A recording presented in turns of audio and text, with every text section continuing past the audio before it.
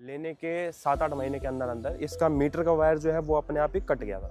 इसको शाम को इवनिंग में अगर मैं घर पे जाके खड़ी कर रहा हूँ तो उसके 3 घंटे बाद भी इसका टैंक तक इतना ज़्यादा गर्म रहता था कि आप हाथ नहीं लगा सकते थे। लेकिन इसकी माइलेज बहुत कम है, किसी की 18, किसी की 15, पावर ज़्यादा है हाँ, और ब्रेक्स अच्छे हैं, तो यानी कि ब्रेक पैड जल्दी घिसते होंगे। तो कितने किलोमीटर पे लगभग अंदाजा, मतलब कब तक चेंज कराने पड़ जाते हैं? अच्छा, टूर पे कितनी माइलेज दे देती है? चेन सेट इसका कब चेंज हुआ है?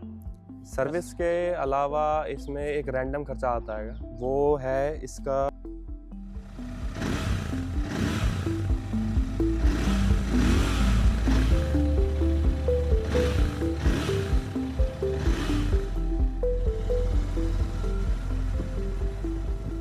तो अगर आप इंटरसेप्टर 650 लेने का प्लान कर रहे हैं और अगर आपके क्वेश्चन है कि इंटरसेप्टर 650 में कितना खर्चा आता है, कितनी माइलेज आती है और 15,000-20,000 किलोमीटर चलने के बाद इसमें क्या क्या प्रॉब्लम्स आती हैं और कितना खर्चा लॉन्ग टर्म में आता है, ये सारे अगर आपके क्वेश्चंस हैं तो इस वीडियो में ये सारे डाउट्स आपके क्लियर होने वाले हैं। तो क्योंकि ये बाइक 28,000 प्लस किलोमीटर चल चुकी है तो इसके ओनर से बात करते हैं। तो ये है विनय, जिसकी ये बाइक है।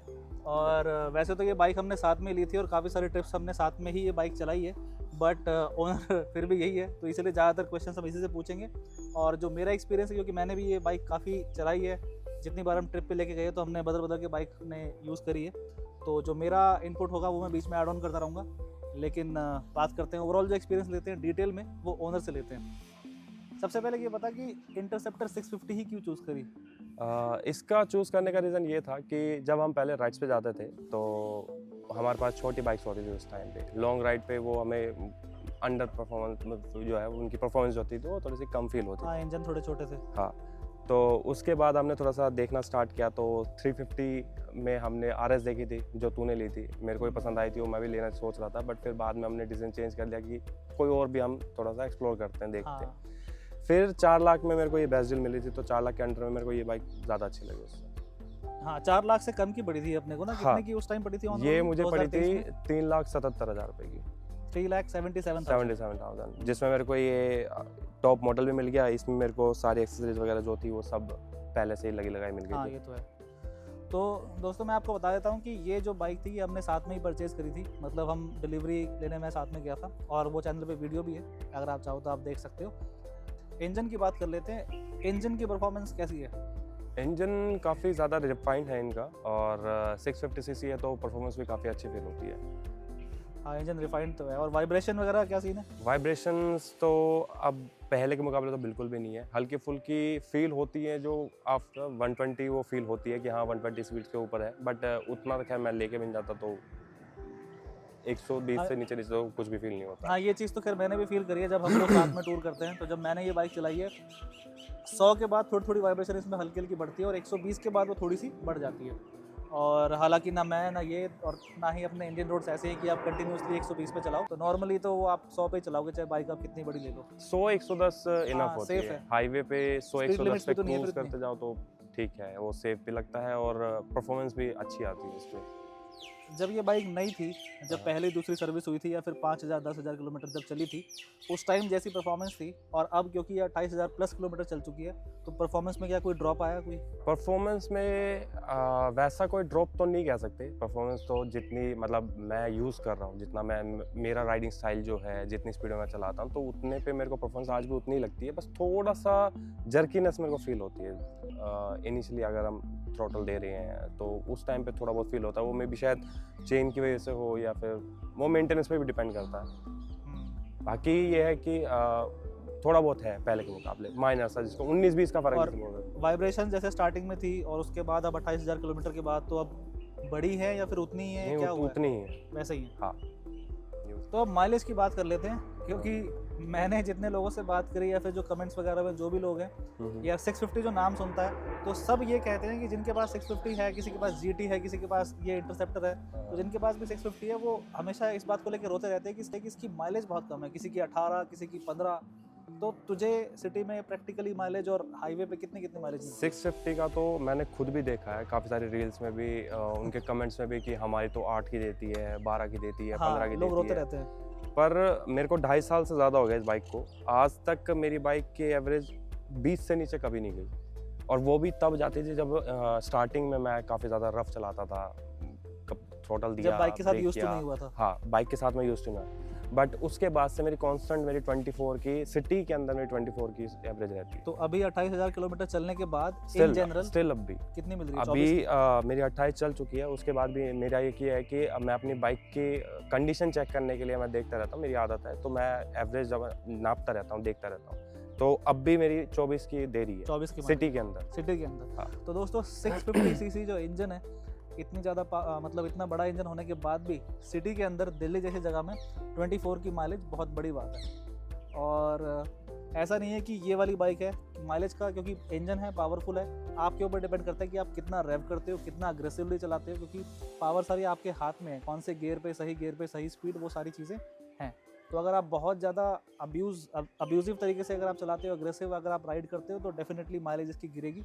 आप छोटे गियर पे हाई रेव कर रहे हो, उसको हाई आरपीएम पे चला रहे हो, तो उस तरीके से माइलेज डाउन डेफिनेटली होगी। तो माइलेज निकालना जो है ना, ये राइडर के ऊपर होता है। अच्छा, टूर पे कितनी माइलेज दे देती है? टूर हाईवे पे स्टार्टिंग में ये था कि थोड़ा सा वही था कि स्टार्टिंग में क्रेज़ था भगाने का भी, तो उस टाइम पे मतलब ये था कि अगर आप 100-110 पे भी चला रहे हो, अगर उस टाइम पे तो हम 120 पे भी लेके जाते थे, 120 पे भी भगा रहे थे, तो हाईवे पे ये अराउंड 28 साढ़े 28 की एवरेज दे देती थी। बट अभी लास्ट जो मेरी लॉन्ग राइड थी, मैं रांची से जब आया था, 1300 किलोमीटर की राइड थी, उस पर कॉन्स्टेंट इसने मेरे को 30.5 की एवरेज दी है, रांची से लेके यहाँ तक 30.5 की। मतलब 22-25 हज़ार किलोमीटर उस टाइम चला चुका होगा बाइक को तो। हाँ, उस टाइम और 2 साल हो चुके हैं, तो उतना भगाने का क्रेज नहीं होगा। अब टूर हाँ। पे है, गर्मी का टाइम था मेरे ख्याल से, जब गर्मी का आया था टाइम वहाँ भी था, दूसरा ये था कि मैं अकेला भी आ रहा था वहाँ से, तो मैं थोड़ा सा सेफ साइड लेके चल रहा था, इसीलिए फिर मैं ज़्यादा से। मतलब एग्रेसिव, काफ़ी डिसेंट राइड कर रहा था। काफ़ी डिसेंट राइड थी मेरी। हाँ, तो यानी कि अगर जो देखने वाले जो ऑडियंस हैं, तो इन जनरल कोई अगर इस पे टूर करना चाहता है, तो यानी कि 28 की माइलेज फिर भी दे देगी टूर पे ना? हाँ, बड़े प्यार से 28 बड़े प्यार से देगी। ये है कि अगर आप तरीके से चलाते हो इसे, तो 30 भी बड़े प्यार से आराम से देगी। 120 की स्पीड तक अगर आप राइड 110 तक की वो, 120 तो नहीं कह सकता मैं, बट हाँ 120 भी अगर चलाएगा कोई, हाँ, तो वो कंटिन्यूसली थोड़ी चला सकता है। हाँ, ये भी चीज़ है। कि वो कोई ये है 100 कि से 120 पे रख रहा आप है बाकी चांस अगर ओवरटेक कर रहे हो, कहीं पे आपको नीड है, आपको थोड़ा सा स्टेप लेना है, तो आप ले सकते हो, अदरवाइज 110 इनफ होते हैं, 110 पे बड़े प्यार से। तो चलो अब राइड की लॉन्ग टूर की बात कर ही रहे हैं, तो कंफर्ट की बात भी कर लेते हैं। तो कंटिन्यूसली टूर पे कितनी चलाई बाइक कंटिन्यूसली टूर पे बिना रुके, एक सिंगल स्ट्रेच में? सिंगल स्ट्रेच मैंने हाईएस्ट में अभी 250 किलोमीटर मैंने नॉन स्टॉप मैंने चलाई है। बट हाँ, ये था कि वो पहाड़ों में नहीं था, वो जब रांची से जब मैं आ रहा था, तो हाईवे यूपी के सेम स्ट्रेट हाईवेज थे, तो उस पे मैंने नॉन स्टॉप मैंने 250 किलोमीटर एक बार चलाई थी। तो अब सीट की बात कर लेते हैं। जब लॉन्ग राइड्स पे जाते हैं, तो सीट के बारे में मैंने काफ़ी लोगों से सुना है कि सीट की इसकी कुछ इश्यूज हैं या कंफर्टेबल नहीं है, तो तेरा क्या कहना है इसके बारे में? सीट का ये है कि मतलब मेरे को ठीक लगी ना, इसका कुशन ज़्यादा हार्ड है ना ज़्यादा सॉफ्ट है, तो मेरे को रिक्वायरमेंट नहीं पड़ी। बाकी हाँ, ये है कि कुछ लोगों का कहना ये है कि सीट आगे से काफ़ी ज़्यादा नैरो है, वो तो है। तो ये उनको देखो, ये सीट जो फ्रंट से है ना, ये हाँ। इतनी भी नहीं है, देख। नहीं, ये है उनका कि उनको यहाँ पे दिक्कत होती है, पर मेरी जैसे हाइट मेरी है थोड़ी सी ज़्यादा, तो मैं थोड़ा सा कितनी मैं मेरी 6'2" हाइट है। 6.2? हाँ। तो 6 फुट 2 इंच हाइट है दोस्तों। मेरी 6 फुट 2 इंच हाइट है, तो मैं थोड़ा सा मैं पहले ही पीछे होकर बैठता हूँ, तो मेरे को यहाँ पे मेरे को कोई आज तक नीड पड़ी नहीं कि हाँ मेरे को रिक्वायरमेंट है, तो इसलिए मैंने स्टॉक की रखी अपनी सीट। तो वो इसलिए है क्योंकि इसकी हाइट ज़्यादा है, तो ये नेचुरली ये पीछे यहाँ मतलब इतनी जगह छोड़ के बैठता है, तो ये इस एरिया में बैठता है, तो इसके लिए ठीक है। हाँ। लेकिन कोई जो मेरी जितनी हाइट का है, 5 फुट 6 इंच या 5 फुट 8 इंच से लेके 5 फुट 10 इंच, तो वो आगे बैठेगा, तो उसके लिए एरिया काफ़ी कम है। मैं आपको बैठ के दिखा देता हूँ। अगर मैं बैठूंगा तो मेरे को यहाँ ऐसे बैठना पड़ेगा, तो उसके हिसाब से ये जो एरिया है ना, काफ़ी कम है। और हाइट के हिसाब से भी देख लो, मेरी हाइट 5 फुट 6 इंच है, तो मेरे दोनों मतलब फ्लैट फुट तो नहीं हो पा रहा, लेकिन पंजे पूरे आ रहे हैं, मतलब पंजे से ज़्यादा आ रहा है, मतलब आधा पैर मेरा टिक जा रहा है। तो 5 फुट 6 इंच वाले लोग इसको ईजिली राइड कर सकते हैं। और बाकी 6 फुट का ये भाई है, ये बैठ के दिखाएगा कि ये कैसा लगेगा। देखें, ये देखो भाई, पूरे ही फ्लैट फुट हो रखे हैं और काफ़ी दूर है, तो ये 6 फुट 2 इंच की हाइट है। तो मैं ऑलरेडी मैं यहाँ बैठता हाँ, हूँ, तो ये मुझे देखो, कोई ये दिक्कत already- होती ही नहीं। ये देखो यहाँ तक बैठा है, ये काफ़ी पीछे। और पिलियन का भी साथ में दिखा देता हूँ कि पिलियन कंफर्ट, तो पिलियन के लिए अगर सीट का कुशन और चौड़ाई की बात करें, तो स्पेस एरिया अच्छा खासा है। तो अगर आप सिटी में राइड कर रहे हो, अगर पिलियन आपका अगर कोई फीमेल है जिनकी हाइट कम है तो ठीक है, शॉर्ट राइड के लिए सिटी में या ब्रेकफास्ट राइड वगैरह। लेकिन टूरिंग की अगर बात करें तो मैं आपको दिखाता हूँ कि किस तरीके से इसका पोस्चर बनता है। तो टूरिंग पे अगर आप देखोगे, अगर मैं पीछे पिलियन हूँ तो ये देखो मेरे पैर कितने ज़्यादा बेंड हो जाते हैं। तो अगर लॉन्ग टूर पे जाएगा कोई मेरे जैसा बंदा तो पीछे बैठना थोड़ा अनकंफर्टेबल हो जाएगा। क्यों? क्योंकि ये देखो पैर की पोजीशन कितने ऊंचे उठे हुए हैं, और क्योंकि ये 650 सीसी इंजन है तो पुश एंड पुल जो फोर्स है ना वो काफ़ी ज़्यादा लगेगा। तो जब भी बाइक ब्रेकिंग होगी, जब भी बाइक पे ब्रेक लगेगी तो सारा प्रेशर आगे की तरफ जाएगा, और सारा प्रेशर यहाँ पे आपका ये जो नीज है ये जल्दी थक जाएंगे और ये बैक पे आपका जल्दी थक जाएगा। तो इसकी वजह से लॉन्ग टूर के लिए तो मेरे हिसाब से कंफर्टेबल नहीं है पिलियन के लिए। अब क्योंकि ये पावरफुल इंजन है और बाइक ये ज़्यादा स्पीड में चलती है और बाइक हैवी भी है, 210 किलो के आसपास शायद इसका वेट है, तो ब्रेक्स जो इसके हैं वो भी काफ़ी सॉलिड चाहिए होंगे इसके लिए। तो ब्रेकिंग कैसी है इसकी? काफ़ी इफेक्टिव है। इसमें ब्रेकिंग के लिए इसमें सिरेमिक के ब्रेक पैड्स आते हैं जो परफॉर्मेंस बहुत अच्छी है उनकी।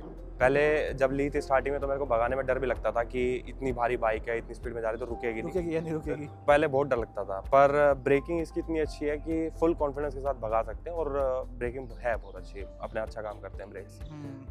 पावर ज़्यादा है हाँ। और ब्रेक्स अच्छे हैं, तो यानी कि ब्रेक पैड जल्दी घिसते होंगे। तो कितने किलोमीटर पे लगभग अंदाजा, मतलब कब तक चेंज कराने पड़ जाते हैं? ये पहले जो घिसे थे, मेरे पहले ब्रेक पैड्स जो घिसे थे वो तो बहुत जल्दी घिसे थे, पिछले वाले ज़्यादा जल्दी घिसते हैं। तो पिछले वाले मेरे अप्रॉक्सीमेटली 6000 के आसपास वो घिस गए थे, 5-6 हज़ार में पहले वाले घिस गए थे। दूसरे वालों में मेरे को थोड़ा सा टाइम लगा था, तो दूसरे वाले थोड़े से चले थे, वो राइडिंग स्टाइल मेरा चेंज हो गया था, तो इस वजह से थोड़ी सी ब्रेकिंग वगैरह मैं हिसाब से करने लगा था। तो अब जब ब्रेक पैड चेंज हो रहे हैं इसके अंदर, तो अभी क्या बीच में स्टॉक यूज़ करे हैं या फिर कोई और आफ्टर मार्केट यूज़ करे हैं? स्टॉक मैंने फर्स्ट टाइम जब, मतलब पहले तो स्टॉक आए पहले थे, तो स्टॉक थे, हाँ। वो ब्रेम्बो के थे। फिर उसके बाद जब मैंने चेंज कराने गया, जब पता लगा, मैं उस टाइम बाद में मेरे को पता लगा कि इसके पीछे वाले जो ब्रेक पैड्स हैं वो हैं 3000 रुपये के। अच्छा, 3000 रुपये के, और आगे वाले जो हैं वो 3300 रुपये के। तो 3000 के पीछे वाले हैं, 3300 के आगे वाले हैं, और घिसते भी जल्दी हैं। 6500 के आसपास 6500 रुपये मोटा है मोटा उसका। खर्चा। पर मार्केट में कुछ यार दोस्त हैं, उनके पास भी 650s हैं, तो उन्होंने ही बताया था कि मार्केट में और भी हैं, आफ्टर मार्केट भी हैं, काफ़ी अच्छी है परफॉर्मेंस। जैसे मैं भी तब से ही मैं स्टॉक की जगह पे मैं वेस्ट्रा यूज़ कर रहा हूँ। मतलब आरी के यूज़ नहीं कर रहा, नहीं, आरी के वेस्ट्रा नहीं। के यूज़ कर रहा है। हाँ, तो वेस्ट्रा वेस्ट्रा के कितने पड़ते हैं? वेस्ट्रा का मेरे को 1050 का पड़ता है पीछे वाला, और आई थिंक सेम ही पड़ता है, मतलब आगे वाला भी सेम पड़ता है 1050 का। तो ये 2100 रुपये के दोनों आ जाते हैं। 2100 रुपए के दोनों, और वेस्ट्रा के जो कि जापानीज आई थी, जैपनीज ब्रांड है, और दोनों ही सिरेमिक है, मतलब सिरेमिक भी है, और इनकी परफॉर्मेंस भी सेम वैसी अच्छी है, मतलब अच्छी है परफॉर्मेंस। तो अभी तक जब से, और लॉन्ग लास्टिंग भी है। शायद मैं कंपेयर नहीं कर पाया दोबारा, उस टाइम पे तो खैर मेरा राइडिंग स्टाइल भी था, थोड़ा सा रफ था, तो वो जल्दी घिस गए थे। अब क्या पता वो वैसे भी घिस गए हो जल्दी, पर ये है कि वेस्ट्रा मेरा चल लेकिन काम अच्छा कर रहे हैं ना। हाँ, काम अच्छा कर रहे हैं। तो भाई ये तो काफ़ी ज़्यादा फ़र्क है। हाँ। क्योंकि कहाँ 6000 6500 के आसपास आपको कंपनी से पड़ रहे हैं जो रॉयल एनफील्ड के हैं, और कहाँ ये 2100 रुपये में आपको दोनों पड़ रहे हैं जो वेस्ट्रा के हैं, यानी कि 3 बार चेंज हो जाएंगे इतने में। तो हाँ। तो अब इतना बताया तो मेरे ख्याल से ऑडियंस का ये क्वेश्चन होगा कि ऑर्डर कहाँ से, कौन सी वेबसाइट से करते हैं? एक तो LRL मोटर्स है, ऑनलाइन है। LRL, ठीक है। LRL, और दूसरा मैं साइट भूल गया, मैं वो बता दूंगा, तो उसका लिंक डाल देना। तो खर्चे की बात कर लिए, तो और चीज़ों के बारे में बात कर लेते हैं कि इसके अंदर और क्या क्या चीज़ें चेंज हुई हैं। तो ये जो है Mark II एडिशन जो क्रोम वाला है, चाहे GT में चाहे इंटरसेप्टर में, दोनों में इसके स्पोक व्हील्स आते हैं, और वो ट्यूब सेटअप आता है उसके अंदर। तो ट्यूब सेटअप से इसमें ट्यूबलेस जो करवाया है, मतलब जो ट्यूब एलॉय लगवाए हैं, तो यानी कि ट्यूबलेस की वजह से वो करवाया होगा ये? हाँ, ये ट्यूबलेस के लिए कराया था। पंचर से परेशान हो गए? पंचर से एक ही बार परेशान हुआ था, और वो ऐसा हुआ था कि हमारी राइड का पूरा दिन बर्बाद हो गया था उससे। तो अच्छा, बस उस राइड से आते के साथ ही पहला काम यही था कि एलॉय डलवाना। तो इसके अंदर एलॉय का खर्चा आया था, और टायर उस टाइम पूरे यूज एलॉय का, हाँ, टायर पूरे यूज हो चुके थे, तो वो तो चेंज होने ही घिस चुके थे टायर। घिस चुके थे पूरे के पूरे। तो अप्रोक्सीमेटली 16-17 हज़ार रुपये के मेरे एलॉय डले थे, और 7200 रुपये के, 7200 रुपये के मेरे दोनों टायर आए थे। तो टायर जो थे वो पहले वाले जो थे, हाँ। जो स्टॉक आए थे, वो कितने किलोमीटर पे घिस गए थे, मतलब कितने किलोमीटर तक चले थे? वो मेरे चले थे 14,000 किलोमीटर। 14,000 किलोमीटर? हाँ, वो C8 के टायर थे, और ये मैंने जो डलवाए हैं अब ये MRF के डलवाए हैं, और 14,000 ये चल चुके हैं, और अभी भी मेरे हिसाब से तो ये करीब 15,000 किलोमीटर और निकाल देंगे। तो इसका मतलब जो स्टॉक जो टायर दिए हुए थे वो शायद लो क्वालिटी के थे। तो उसके अलावा चेन सेट इसका कब चेंज हुआ है? चेन सेट इसका 10,000 पे हो गया था। 10,000 किलोमीटर पे। 10,000 पे। तो स्टॉक वाला जो चेन सेट है वो 10,000 किलोमीटर पे चेंज हो गया। तो ये वाला जो है ये आरी से ही लिया या फिर ये बाहर से है? नहीं, ये आरी से नहीं लिया था। ये मैंने रोल ऑन का डलवाया था। ये भी मैंने LRL से ही मंगाया था, LRL मोटर्स से ऑनलाइन मंगाया था। आया तो मैंने यहीं पे लोकली ये चेंज करा लिया था। और तो ये स्पेसिफिकली इसी का इंटरसेप्टर का ही है? हाँ, इंटरसेप्टर का ये। इंटरसेप्टर और GT दोनों के सेम आते हैं। तो मोटी मोटी बात ये है कि जो स्टॉक वाले टायर और चेन सेट थे वो दोनों ही जल्दी मतलब घिस गए, जल्दी चेंज करने की नौबत आ गई। और 10,000 पे अगर चेन सेट चेंज कराया था तो 28,000 किलोमीटर बाइक चल चुकी है, तो 18,000 तो ये चल चुके हैं। हाँ। जो रोल ऑन के हैं, और जो आरी के आते हैं ओरिजिनल वो 10,000 पे ख़त्म हो गए। और ये सस्ते भी हैं ना? हाँ, ये सस्ते थे। तो इसकी जो रेगुलर सर्विस होती है हाँ। जो हर 5 या 6,000 किलोमीटर पे होती है, तो उस पर कितना खर्चा आ जाता है? इस पे इसकी सर्विस इंटरवल ऐसे है कि 5,000 पे इसकी सर्विस होती है। 5,000 किलोमीटर 5,000 किलोमीटर पे? 5,000 किलोमीटर पे। पर इसमें ये है कि एक सर्विस पे आपका इंजन ऑयल चेंज होगा, इंजन ऑयल फिल्टर चेंज होगा, और एक सर्विस पे सिर्फ जनरल चेकअप होता है और कुछ रिक्वायरमेंट्स होती हैं तो वो यानी कि अल्टरनेट सर्विस पे इंजन ऑयल होता है। मतलब इंजन ऑयल इसका 10,000 किलोमीटर पे चेंज होता है एक बार में। और जिस सर्विस पे आपका इंजन ऑयल चेंज हो रहा है, ऑयल फिल्टर चेंज हो रहा है और आपका एयर फिल्टर जो है वो चेंज हो रहा है, तब आपका खर्चा 2,500 से 3,000 रुपये का आएगा अगर आपकी फ्री सर्विस है तो, जैसे फ्री सर्विस स्टार्टिंग में आती है। और मेरा ये है कि मैं मेंटेन करके थोड़ा सा रखता हूँ और मेरी परफॉर्मेंस अच्छी रहे, फ्लॉलेस चलती रहे, तो उसलिए मैं हर सर्विस पे इसका इंजन ऑयल चेंज करा देता हूँ। यानी कि हर 6 महीने में या फिर हर 5,000 किलोमीटर पे? हाँ, ये दिक्कत है। तो ये तो सेम है, मेरे पास भी जो गरेला 450 थी तो मैं भी हर सर्विस पे इंजन ऑयल चेंज करवा रहा था। हालांकि आरी जो है वो रेकमेंड करती है कि आप अल्टरनेट सर्विस पे इंजन ऑयल चेंज करवाओ। लेकिन मैं हर बार करवा रहा था क्योंकि to be on the safer side, अपनी बाइक की परफॉर्मेंस है, बाइक से मतलब मेंटेन करने के लिए। तो सर्विस के अलावा इसके अंदर और क्या क्या काम हुआ है? सर्विस के अलावा इसमें एक रैंडम खर्चा आता है, वो है इसका क्लच वायर का। क्लच वायर इसकी रैंडमली अपने आप ही कभी भी ख़राब हो जाती थी, और मेरे ख्याल से उसका रीज़न भी शायद ये है कि इसका जो क्लच वायर है यहाँ से ये ओपन है डायरेक्टली, और धूल मिट्टी वगैरह तो इस पर वही जमा होती है, तो शायद इसकी वजह से। और हर बार जब भी टूटी है क्लच वायर तो वो टूटी भी यहीं से है और कहीं। तो क्लच वायर इसकी लगभग कितनी बार चेंज हो चुकी है 28,000 किलोमीटर पे? 4 बार मैं अभी तक क्लच वायर चेंज करा चुका हूँ। और एक ये भी है कि इसकी वजह से मेरी आदत भी हो गई, तो अभी स्पेयर में मेरे पास एक क्लच वायर अभी भी रखा हुआ है। इसके अलावा और कोई रिलायबिलिटी का कोई कंसर्न इसके अंदर है कि? हाँ, ये है कि स्टार्टिंग में एक बार बहुत जल्दी, मतलब लेने के 7-8 महीने के अंदर अंदर इसका मीटर का वायर जो है वो अपने आप ही कट गया था। मतलब एक होता ना कि क्रैक आ जाते हैं जब प्लास्टिक में, तो वो क्रैक आके अपने आप कट गया था, पर उसके बाद से फिर सही चल रहा है एक बार चेंज कराने के बाद से। बाकी क्लच वायर का है कि टूटा था ही, बल्कि लास्ट के जो 2 क्लच वायर टूटे थे वो तो हार्डली 3-4 हज़ार किलोमीटर चले होंगे। बाकी उसके अलावा थोड़ा बहुत इसका पेंट का कह सकते हैं रिलायबिलिटी में कि काफ़ी जगह रस्टिंग हो रखी है। रस्टिंग जैसे ये इंडिकेटर्स हैं, इंडिकेटर्स में क्रोम वाला पेंट है, इसमें रस्टिंग बहुत जल्दी आती है। ये वाला पार्ट हो गया इसका, ये वाला पार्ट है, सेम ऐसे ही आगे भी है। तो और इंजन में यहाँ पे भी, हाँ, बाकी इंजन में अगर देखें जैसे ये बेंड पाइप है यहाँ पे भी थोड़ी रस्टिंग है थोड़ा सा। हाँ, ये रस्टिंग यहाँ पे काफ़ी होती है। बट ये तो खैर आजकल कोई भी बाइक ले लो, और जैसे हम दिल्ली में रहते हैं और बारिश का मौसम भी आता है, तो ये तो कोई ऐसी प्रॉब्लम नहीं है। जितनी भी बाइक्स हैं, मेरे पास भी जो बाइक्स हैं, होंडा हो या एक्सपल्स है, किसी भी, मतलब कोई भी बाइक आप रख लो, टाइम के साथ साथ 2 साल में, 2.5 साल में, 3 साल में ये छोटे मोटे रस्टिंग के इश्यूज़ तो आते रहते हैं। और ये है कि इनके इंडिकेटर से ज़्यादा आते हैं। हाँ, क्योंकि ये क्रोम पार्ट जो है ना, हाँ, किसी भी बाइक का ऐसा है कि क्रोम पार्ट ये बहुत ज़्यादा मेंटेन करना पड़ता है। हाँ, ये मेंटेन ज़्यादा करने पड़ते हैं। तो ये जो कलर है कि जिन लोगों को पसंद है तो ये पसंद तो आपको होगा, लेकिन इसको मेंटेन काफ़ी करना पड़ता है। जैसे आप ये देखोगे ना, ये वाला एरिया जो सारा है, इसकी पॉलिश काफ़ी करनी पड़ती है, इसको बहुत मेंटेन रखना पड़ता है। क्योंकि अगर आपने कोई और इंटरसेप्टर का या किसी और बाइक का कोई भी कलर ले रखा है दूसरा, तो आप नॉर्मल वॉश कराओगे 70 रुपये में, 100 रुपये में, 150 जो भी आपके आसपास रेट होता है, उसमें बाइक आपकी चमक जाएगी। लेकिन इसमें सिर्फ वॉश कराने से काम नहीं चलता, इसमें काफ़ी खर्चा आता है और काफ़ी टाइम लगता है। कितना टाइम लगता है? इसमें मैं हर 1.5 से 2 महीने में एक वॉश कराता हूँ मैं। उसमें हमें 4 से 5 घंटे लगते हैं। डीप क्लीनिंग मतलब? डीप क्लीनिंग 4 से 5 घंटे में इसकी वॉशिंग होती है, चेन क्लीन और ल्यूब होते हैं, और पॉलिशिंग और बफिंग ये सब करानी पड़ती है, जिसमें मेरे को करीब 400 से 500 रुपये का खर्चा आता है। तो कुल मिला के मेंटेन काफ़ी करना पड़ता है इस कलर की वजह से, इस क्रोम वाला जो वेरिएंट है इसकी वजह से। अगर ये नॉर्मल वेरिएंट है तो आपका इतना मेंटेन करने में टाइम और खर्चा नहीं जाएगा।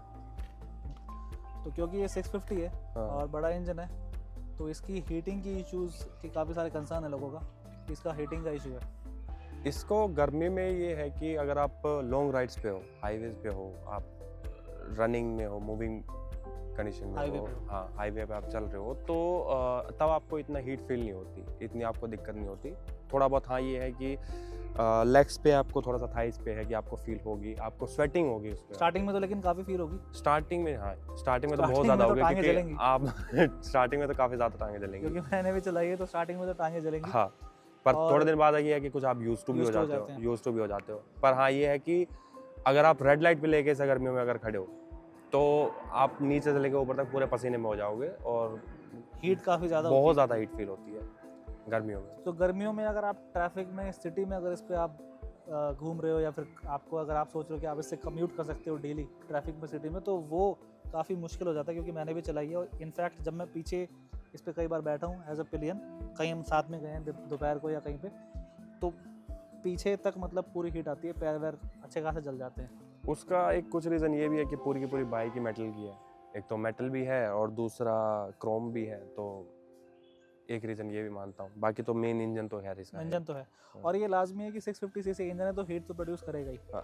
तो इसीलिए ये बात मतलब इसलिए हम बता रहे हैं कि है ये लाजमी, मतलब ठीक है इतना तो होगा ही, लेकिन आपके लिए जानना ज़रूरी है जो इसको लेना चाहते हैं कि हीटिंग का इशू इसमें रहेगा, या इसमें क्या किसी भी बड़े इंजन में रहेगा वो नॉर्मल है, वो कैरेक्टर है इंजन का, हीट तो होगी होगी। लास्ट ईयर तो गर्मियों में जब मैं इसे कम्यूटिंग के लिए यूज़ करता था, तो इसको शाम को इवनिंग में अगर मैं घर पे जाके खड़ी कर रहा हूँ, तो उसके 3 घंटे बाद भी इसका टैंक तक इतना ज़्यादा गर्म रहता था कि आप हाथ नहीं लगा सकते थे। तो अब मैं अपनी तरफ से बताता हूँ जो इसका इंस्ट्रूमेंट क्लस्टर है उसके बारे में। वो काफ़ी अच्छा भी है लेकिन उसमें एक कमी भी है, मैं आपको दिखाता हूँ। जो इसका इंस्ट्रूमेंट क्लस्टर है, इसके जो ये डायल हैं ये काफ़ी सुंदर दिखते हैं, क्योंकि रेट्रो लुक को, इसकी जो रेट्रो लुक है उसको काफ़ी सूट करते हैं। डायल दोनों जो है, आरपीएम वाला टेकोमीटर जो है और जो स्पीडोमीटर, दोनों काफ़ी अच्छे लगते हैं। लेकिन आज के टाइम में आप इंटरसेप्टर 650 ले रहे हो तो इसका जो डिजिटल वाला सेक्शन है उसके अंदर जो इन्फॉर्मेशन मिलती है उसमें थोड़ी कमियाँ हैं। जैसे कि इसका जो फ्यूल गेज है वो थोड़ा सा एक्यूरेट नहीं है। वो आ रही की जो पहले वाली बाइक्स है उनमें नहीं था, अभी वाली बाइक्स का थोड़ा ठीक है, अभी इंप्रूवमेंट हो चुकी है। और इन्फॉर्मेशन जो है वो कम मिलती है, डिस्टेंस टू एम्प्टी नहीं है इसके अंदर, और ट्रिप 1 और ट्रिप 2 की माइलेज कितनी है वो इसके अंदर नहीं दिखाता, मैनुअली आपको चेक करनी पड़ती है। तो ये सारी चीज़ें जो हैं, जो आज के टाइम में अगर आप बाइक ले रहे हो तो ये अगर बाइक, अब जो नए वाले मॉडल आ रहे हैं इंटरसेप्टर 650 के, उनमें अगर कंपनी डाल दे तो वो अच्छा रहेगा। लेकिन ओवरऑल जो इसका इंस्ट्रूमेंट क्लस्टर है वो मुझे बहुत ज़्यादा सुंदर लगता है। अभी मेरे फ्रेंड सर्कल में जितनी भी बाइक्स हैं, ये वाला इंस्ट्रूमेंट क्लस्टर मुझे बहुत ज़्यादा सुंदर लगता है, क्योंकि इसके अंदर ये 2 डायल हैं और दोनों में जो सुइयाँ ऐसे जाती है ना, तो इसकी रेट्रो लुक को वो काफ़ी इन्हांस कर देते हैं। और एक और चीज़ जो मुझे इसमें कमी लगती है वो है इसकी फ्यूल टैंक रेंज, क्योंकि इसका जो टैंक है वो 13.7 लीटर का है, जिसमें आपको 11.7 या 12 लीटर के आसपास यूज़ करने को मिलेगा, क्योंकि फ्यूल इंजेक्शन सिस्टम है। तो उसके हिसाब से आपको टूर पे 300 से 350 के आसपास की रेंज मिल सकती है।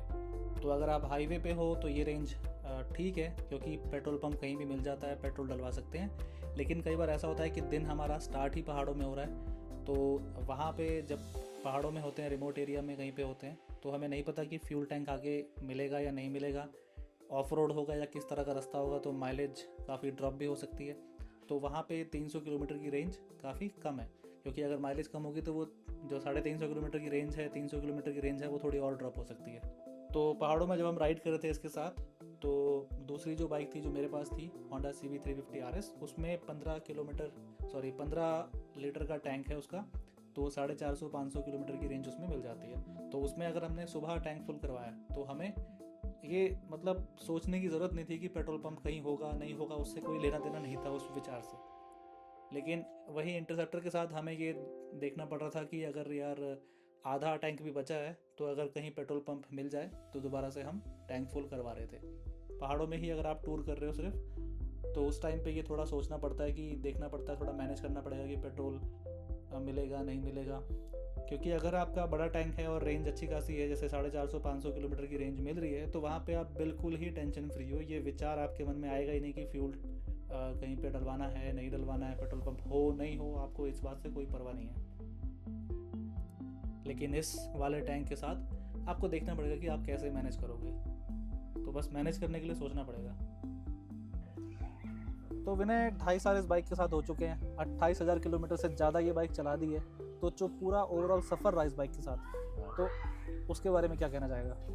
28,000 किलोमीटर का जो इसका सफ़र था वो बहुत ज़्यादा अच्छा रहा है मेरा। मैं इसको पहाड़ों पर भी लेके गया हूँ, लॉन्ग राइड्स पे भी चलाई है, गर्मियों में भी चलाई है। थोड़ा बहुत हुआ था फील कि हीटिंग है, बट जो इसने मज़े दिए हैं तो उसके सामने वो हीटिंग इश्यूज़ वगैरह कुछ भी नहीं थे। मतलब ओवरऑल सेटिस्फाइड इस बाइक से? ओवरऑल मैं बहुत ज़्यादा सेटिस्फाइड हूँ। इवन मेरी हाइट की वजह से इस पे जो मेरा सिटिंग पोस्चर जो बैठता है वो बहुत ज़्यादा कंफर्टेबल है मेरे लिए, मेरी हाइट के लिए, 6 फुट 2 इंच के लिए। ना मेरे को बैक पेन का इतना ज़्यादा इशू हुआ। मैं पहाड़ों में भी लेके गया हूँ, प्लेन में भी चलाई है, मैंने नॉन स्टॉप 250 किलोमीटर भी चलाई है। तो आज तक मेरे को कभी ऐसा कुछ फील नहीं हुआ कि हाँ कि ये बाइक मेरे लिए सही नहीं है। अच्छा, कभी राइजर लगाने की जरूरत पड़ी कि इसमें हैंडल थोड़ा नहीं, ऊंचा हो जाए? ये जैसा स्टॉक में मेरे लिए, जैसे स्टॉक में आई थी वे मेरे लिए सबसे बेस्ट वैसे थी। मेरे को कभी कुछ ऐसा फील नहीं हुआ कि मेरे को एडिशनली इसमें कुछ कराना चाहिए। मैं इसलिए मैंने आज तक इसको ऐसे स्टॉक में रखा हुआ है। बस हाँ, कि अलॉय डलवाए थे, वो भी सिर्फ इसलिए कि ट्यूबलेस हो जाएंगे। तो दोस्तों, ये था ओवरऑल एक्सपीरियंस विनय का 28,000 किलोमीटर इस बाइक के साथ कंप्लीट करने के बाद। तो अगर आप ये बाइक लेने का प्लान कर रहे हैं तो ये सारे बाइक खरीदने के बाद जो खर्चे इसके अंदर बताए, जो 28,000 किलोमीटर में जो चीज़ें इसके अंदर चेंज हुई हैं, जो खर्चे इसके अंदर आए हैं, अगर ये सारे आपके बजट में फिट होते हैं तो ये आप बाइक ले सकते हो।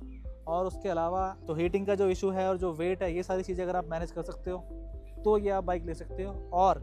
और इस प्राइस रेंज में आपको 650 सीसी वाला इंजन मिल रहा है, ड्यूल सिलेंडर है, और एग्जॉस्ट का जो साउंड है वो काफ़ी अच्छा है। और एग्जॉस्ट चेंज आप कराओगे, अगर आफ्टर मार्केट एग्जॉस्ट लगाते हो तो आप जो बड़ी बाइक है, सुपर बाइक है, वो वाली फील ले सकते हो। मैं आपको अपने एक्सपीरियंस के बताऊं कि जो एग्जॉस्ट लगाने के बाद, आफ्टर मार्केट एग्जॉस्ट लगाने के बाद जो साउंड है वो सिर्फ 4 सिलेंडर बाइक का सबसे अच्छा होता है। अदरवाइज 2 सिलेंडर बाइक में किसी का अच्छा नहीं है, एक्सेप्ट जो आरी के जो ट्विंस है ना, इनका बहुत बढ़िया है। बाकी और कोई 2 सिलेंडर वाली बाइक का साउंड अच्छा नहीं है एग्जॉस्ट के साथ। तो ये थी मोटी मोटी बातें। वीडियो काफ़ी लंबी हो गई है, बट डिटेल में बताना ज़रूरी था। अबे साले, अगर इन केस कुछ मिस हो गया तो आप मुझे कमेंट कर सकते हैं, और इंस्टाग्राम पे मुझे डीएम कर सकते हैं। मेरी इंस्टाग्राम आईडी नीचे स्क्रीन पे आ रही होगी। और काफ़ी लोग मुझसे पूछते हैं कि मैं गैजेट्स कौन से यूज़ कर रहा हूँ, वीडियो शूट करने के लिए क्या क्या चीज़ें यूज़ कर रहा हूँ। उन सब के लिंक मैं डिस्क्रिप्शन में डाल दूँगा अगर आप वो देखना चाहते हो तो। और वीडियो अगर आपको ठीक ठाक लगी हो तो अपने भाई के चैनल को सब्सक्राइब कर लो। मैं आपसे मिलता हूँ किसी अगली वीडियो में। तब तक के लिए राइड सेफ, टेक केयर, जय हिंद, साइनिंग ऑफ। तो क्योंकि ये बाइक चल चुकी है 28 तो क्योंकि ये बाइक 28,000 प्लस किलोमीटर चल चुकी है, तो इसके ओनर से बात करते हैं।